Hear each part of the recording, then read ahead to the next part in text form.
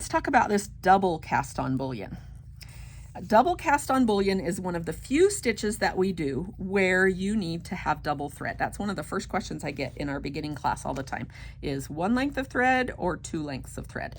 It's the one that would need 2. So we're going to take our ends here, bring them together, and tie them together. Very few of our stitches use 2. This is 1.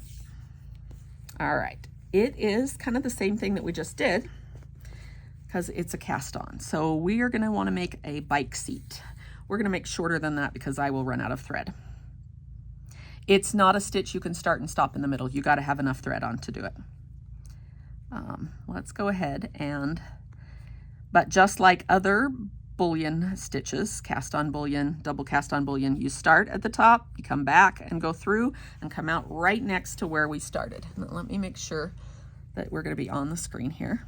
Okay, now you need to separate your threads. We're going to put this guy on the right, we're going to put this guy on the left, and we're going to twist our needle until we've untied all the way to there. Okay, now if you don't have much thread left when you're getting ready to do this, you may have to slide your thread back and forth, and that's the reason we untwist it side to side to have enough to do what you need to do. Looks like we'll have enough here, but we'll see. Okay, let's scooch that up a little. We're going to do cast on again, so we'll cast on with this side. Remember that if your thread that's going away is on top, you twisted it wrong. So twist it the other direction and put that one on. Okay, then alternate. Now this side, we're going to twist and put it on. And then back to this side, twist and put it on. And you just alternate. And you need to keep going until this is what I was talking about when I said if you don't have enough thread, you'll have to pull the extra over so that you can wrap it around and make your loop. And then you'll have to pull it back to this side to wrap around and make this loop. That is how I get away with not having to rethread after every double cast on bullion stitch.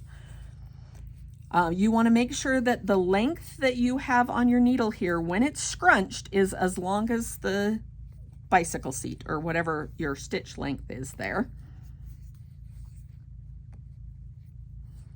so that it has enough to cover that space, because it doesn't really look right to add a second stitch. A little bit extra you can squeeze in or give it a little bit of a curve like this. Okay, I think I've pulled my needle through quite tight, but I think I have enough there.